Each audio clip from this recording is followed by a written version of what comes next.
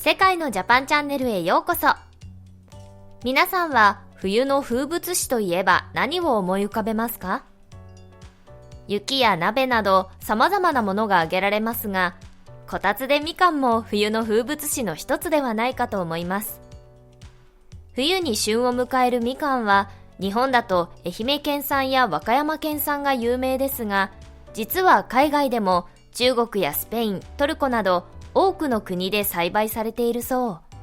世界で最も多い生産量を誇っているのは中国で年間約1971万トン。2位にスペイン、3位にトルコと続き、9位に約75万トンで日本、10位に約65万トンで韓国となっています。みかんの生産量ランキングで僅差に位置する日本と韓国ですが、実は近年、日本の果物などが韓国でパクリ栽培されていることがたびたび問題になっているのだとか。今回は韓国のパクリ栽培に関する話題と、このニュースを知った海外の人たちの反応を私、エリのナレーションでご紹介させていただきます。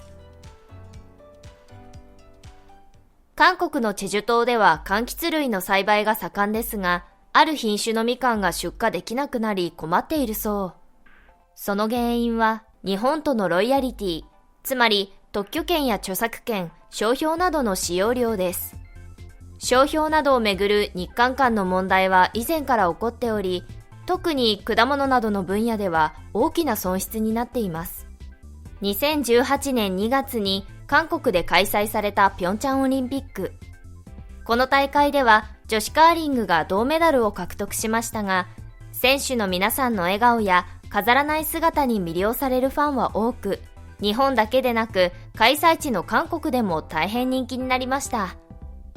日本ではそうだねーが流行語大賞の年間大賞に選ばれるなど、多くの人が熱狂しましたよね。そんな選手たちに親しみを覚えたのが試合のハーフタイムでしょう。選手たちが栄養補給のためにおやつを食べる姿が可愛いと話題になり、もぐもぐタイムで食べたおやつは売り切れになることもあったそう。その中でも特に注目を集めたおやつが大きな赤いイチゴです。これは韓国産のイチゴだったのですが、調べてみるともともとは日本が開発した品種だったのだとか。韓国では2012年までイチゴが品種保護の対象外だったため、日本から多くの品種が持ち込まれたそう。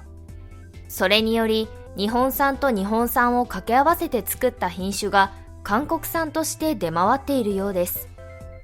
現在、日本と韓国はアジア各国へのイチゴ輸出で競合している状態で、農林水産省によると、日本の輸出機会の損失は最大で年40億円以上になるのだとか。このニュースに対し、海外の人たちから様々な反応が寄せられています。その一部をご紹介しますので、皆様も何か意見がありましたら、ぜひコメント欄にてコメントください。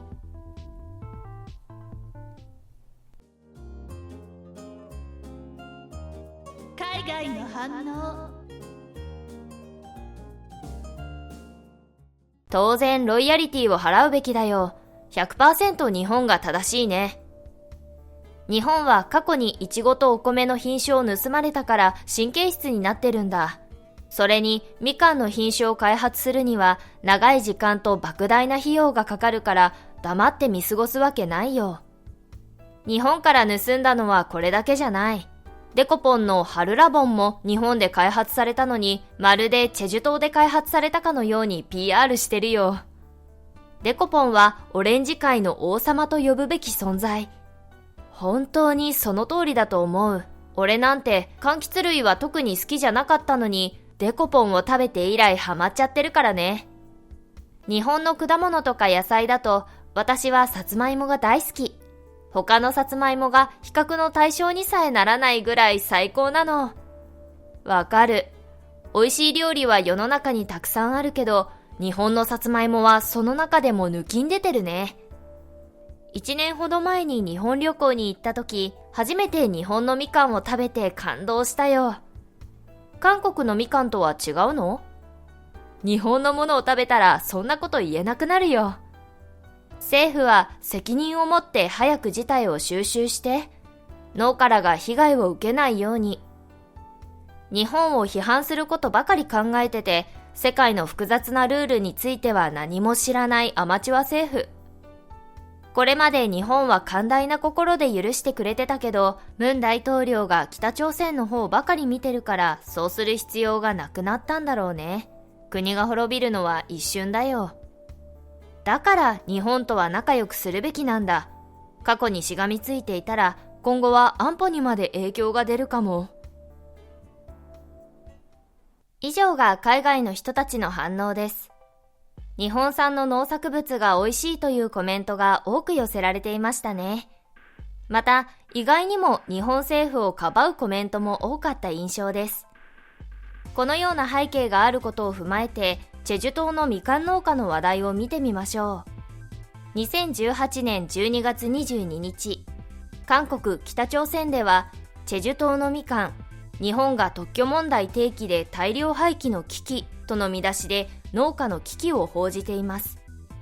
記事によると、日本産の柑橘新品種、ミハヤとアスミを栽培しているチェジュ島の農家らが、収穫目前のみかん920トンを出荷できない状況なのだとか。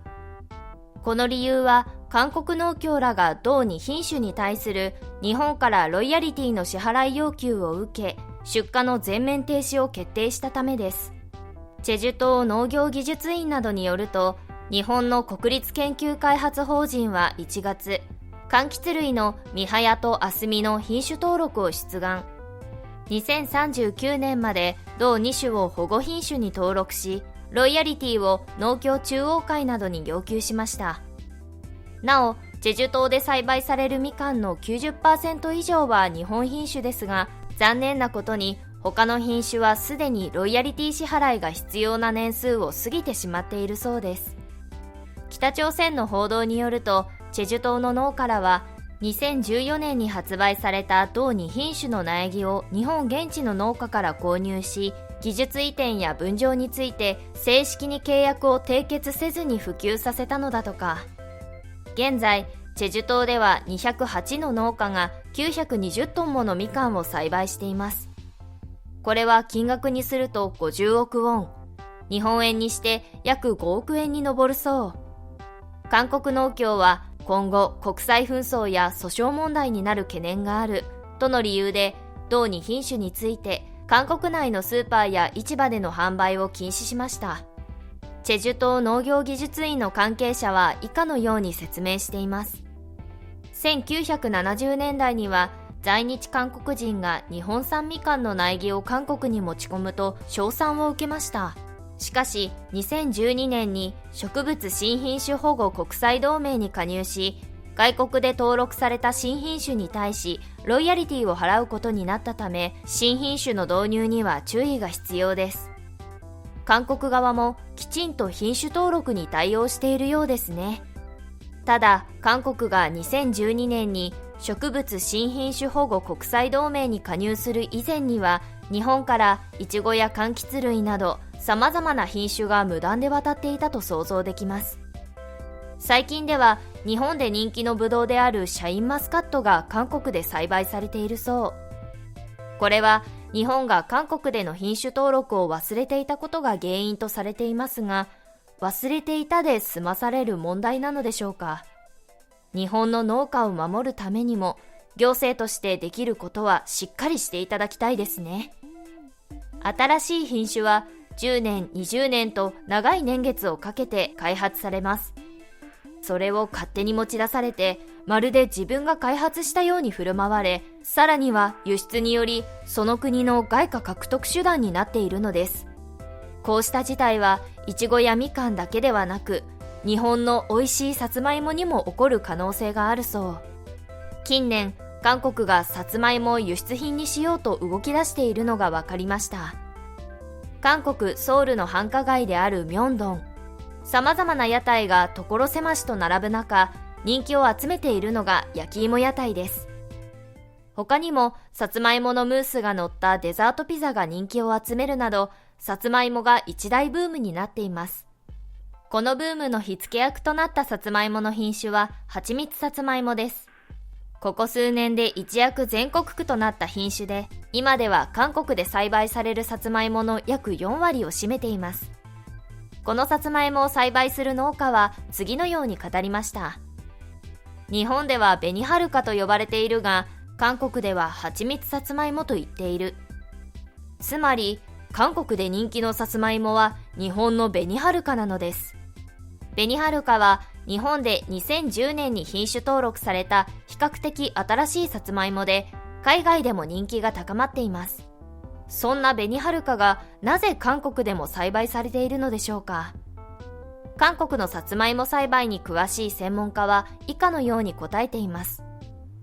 農業関係者などが日本に行った際に買ったものが持ち込まれたと考えられる。正式に輸入されたものではない。つまり、許可なく韓国に持ち込まれた紅はるかが現地の農家の間で評判になり、次々と広まったのですね。韓国政府はここ数年、農産品の輸出に力を入れており、韓国産の紅はるかも年間およそ300トンがシンガポールや香港などに輸出されています。さつまいもをはじめ、日本円にして8000億円の農産品の輸出を目指す韓国。日本の輸出戦略にも影響しそうです。日々大変な努力をされている日本の農家の方々の未来を守るためにも、日本政府には毅然とした態度で臨んでいただきたいものですね。今回は韓国のパクリ栽培についてお送りしました。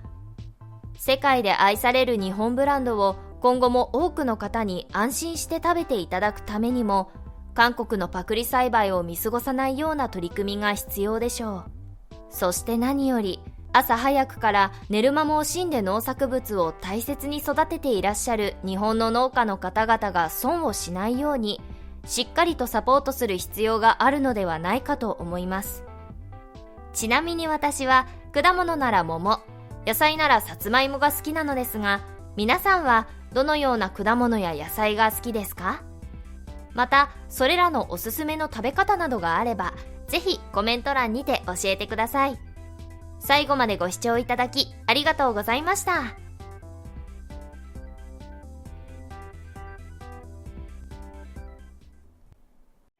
動画をご覧いただきありがとうございました。グッド評価、チャンネル登録の方もよろしくお願いします。またのお越しをお待ちしております。